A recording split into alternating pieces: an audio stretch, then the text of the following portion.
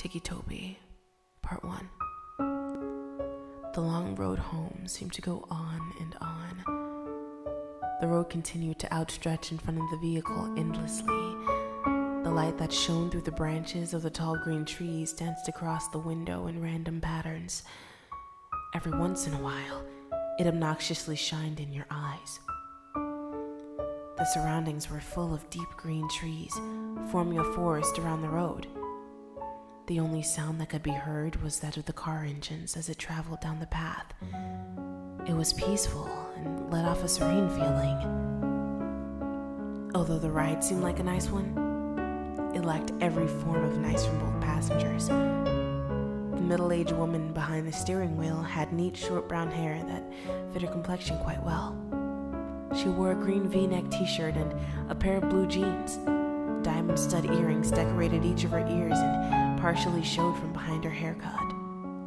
She had deep green eyes, which were brought out by her shirt, and the lighting seemed to make them even more noticeable. There wasn't much really significant about her. She just looked like any average mother you'd see on TV shows. But one thing was for sure. The thing that made her differ from those average mothers on TV were the dark bags under her eyes. Her facial expression was gloomy and sad, although she genuinely looked like one who would smile a lot. Every once in a while she would sniffle, and occasionally glance back in the rearview mirror to look back at her son in the back seat, who was hunched over partially, his arms held tight around his chest and his head pressed against the cold window. The boy lacked any normal appearance. Anyone could plainly see that something was wrong with him. His messy brown hair went every way it could, and his pale, almost gray skin was easily brought out by luminescent lighting. His eyes were dark, unlike his mother's, and he wore a white t-shirt and scrub pants that had been provided to him by the hospital. The clothes he had worn before were so shredded and bloodstained that they weren't wearable anymore. The right side of his face was buried and hid a few cuts, along with a split eyebrow. His right arm was bandaged all the way up to his shoulder, which had been shredded when his right side hit the broken glass. His injuries appeared to be painful, when really he couldn't feel a thing. He never could.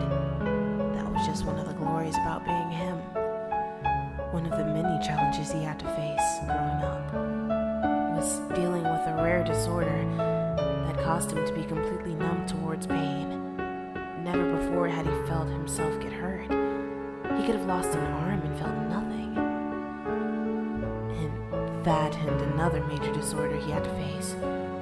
This was one that deemed him many insulting nicknames in the short time he attended grade school before he was moved to homeschooling. His Tourette's syndrome. This caused him to tick and twitch in ways he couldn't control. He would crack his neck and twitch every once in a while. The kids would tease him and call him Ticci-Toby and mock him with exaggerating twitching and laughing. It got so bad he turned to homeschooling. It was too hard for him to be in a common learning environment, with seemingly every kid poking, or more like stabbing, fun at him. Toby stared blankly out the window. His face was empty of any depicable emotion, and every few minutes his shoulder, arm, or foot would twitch. Every bump that the car tires hit made his stomach turn. Toby Rogers was the boy's name, and the last time Toby remembered riding in a car was when it crashed. That's all he thought about, unconsciously replaying everything he had remembered before he blacked out, over and over again. Toby had been the lucky one. His sister, on the other hand, hadn't been so lucky.